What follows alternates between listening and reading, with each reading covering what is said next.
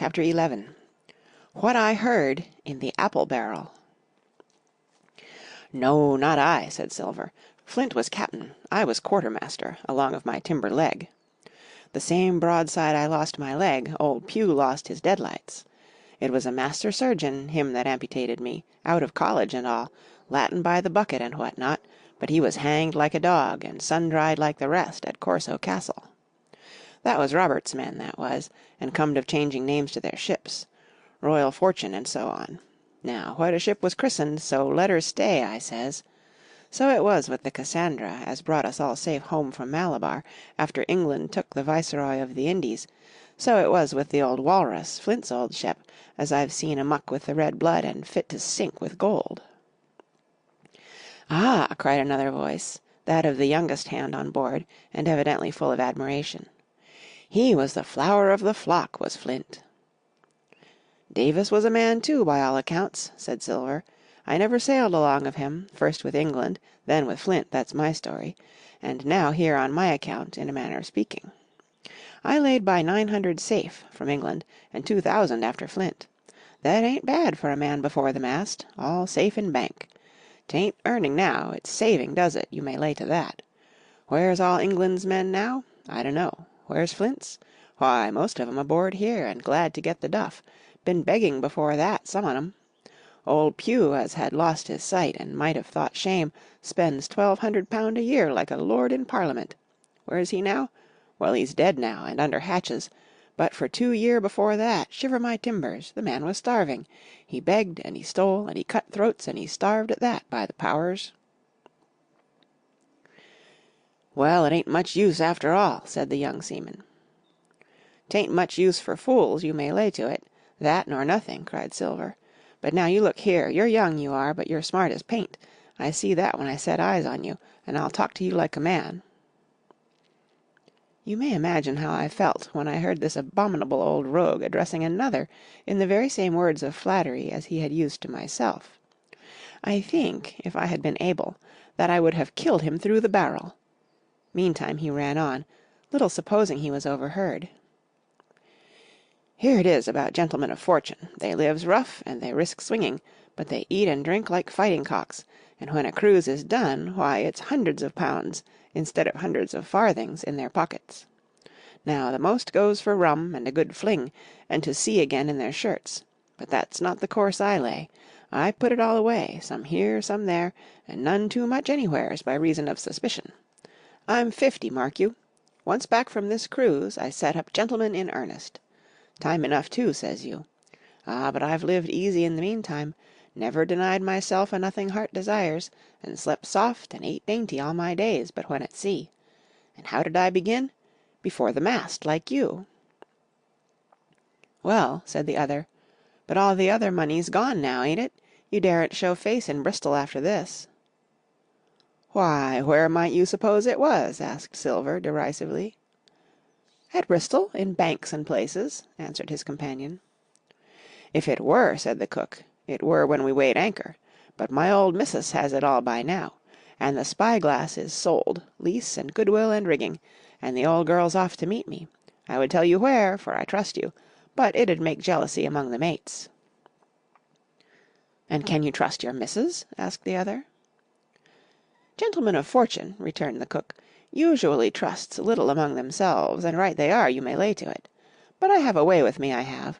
When a mate brings a slip on his cable, one as knows me, I mean, it won't be in the same world with old John. There was some that was feared of Pew, and some that was feared of Flint, but Flint his own self was feared of me. Feared he was, and proud. They was the roughest crew afloat, was Flint's. The devil himself would have been feared to go to sea with them. Well, now, I tell you, I'm not a boasting man, and you seen yourself how easy I keep company. But when I was quartermaster, lambs wasn't the word for Flint's old buccaneers. Ah, you may be sure of yourself in old John's ship." "Well, I tell you now," replied the lad, "I didn't half a quarter like the job till I had this talk with you, John, but there's my hand on it now." "And a brave lad you were, and smart too," answered Silver, shaking hands so heartily that all the barrel shook. "And a finer figurehead for a gentleman of fortune I never clapped my eyes on." By this time I had begun to understand the meaning of their terms. By a gentleman of fortune, they plainly meant neither more nor less than a common pirate, and the little scene that I had overheard was the last act in the corruption of one of the honest hands, perhaps of the last one left aboard. But on this point I was soon to be relieved, for, Silver giving a little whistle, a third man strolled up and sat down by the party. "Dick's square," said Silver.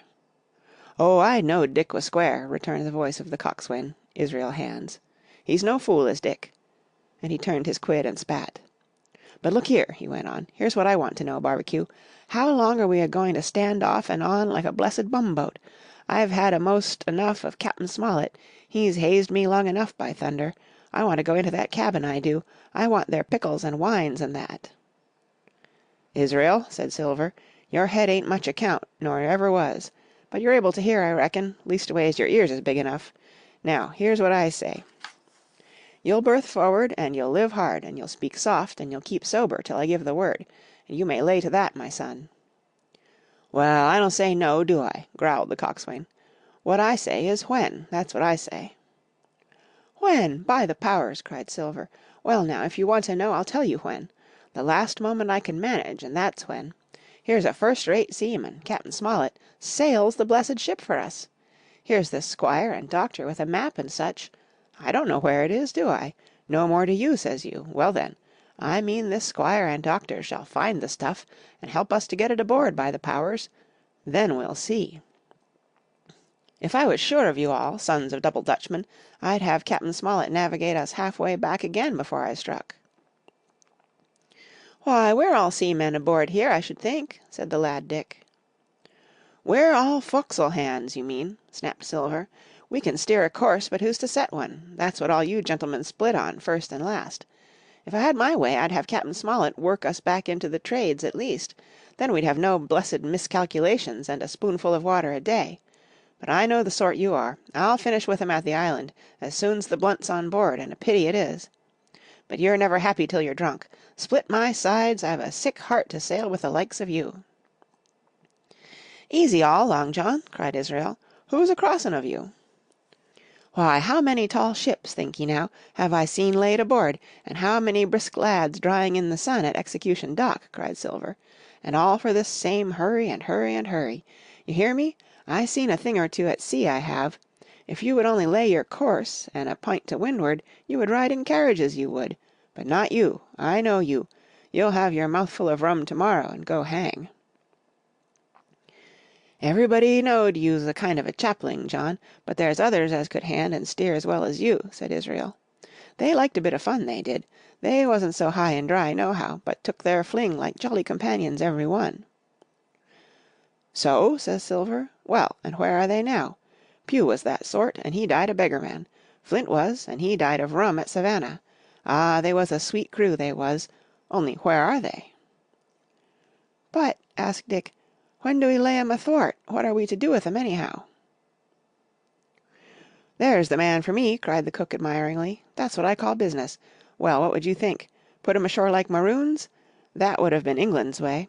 Or cut 'em down like that much pork? That would have been Flint's or Billy Bones'." "Billy was the man for that," said Israel. "Dead men don't bite, says he. Well, he's dead now hisself. He knows the long and short on it now, and if ever a rough hand come to port, it was Billy." "Right you are," said Silver, "rough and ready." "But mark you here, I'm an easy man. I'm quite the gentleman, says you, but this time it's serious. Duty is duty, mates. I give my vote, death. When I'm in Parliament, and riding in my coach, I don't want none of these sea lawyers in the cabin a-coming home unlooked for like the devil at prayers. Wait is what I say, but when the time comes, why, let her rip." "John," cries the coxswain, "you're a man." "You'll say so, Israel, when you see," said Silver. "Only one thing I claim Trelawney. I'll wring his calf's head off his body with these hands. Dick," he added, breaking off, "you just jump up like a sweet lad, and get me an apple to wet my pipe like." You may fancy the terror I was in. I should have leapt out and run for it if I had found the strength, but my limbs and heart alike misgave me. I heard Dick begin to rise, and then some one seemingly stopped him, and the voice of Hands exclaimed, "Oh, stow that. Don't you get sucking of that bilge, John. Let's have a go of the rum." "Dick," said Silver, "I trust you. I've a gauge on the keg, mind. There's the key. You fill a pannikin and bring it up." Terrified as I was, I could not help thinking to myself that this must have been how Mr. Arrow got the strong waters that destroyed him. Dick was gone but a little while, and during his absence Israel spoke straight on in the cook's ear. It was but a word or two that I could catch, and yet I gathered some important news. For, besides other scraps that tended to the same purpose, this whole clause was audible. "Not another man of them will join." Hence there were still faithful men on board. When Dick returned, one after another of the trio took the pannikin and drank, one to luck, another with a "Here's to old Flint," and Silver himself saying in a kind of song, "Here's to ourselves and hold your luff, plenty of prizes and plenty of duff." Just then a sort of brightness fell upon me in the barrel, and looking up, I found the moon had risen, and was silvering the mizzen top and shining white on the luff of the foresail, and almost at the same time the voice of the lookout shouted, "Land ho!" Chapter 11.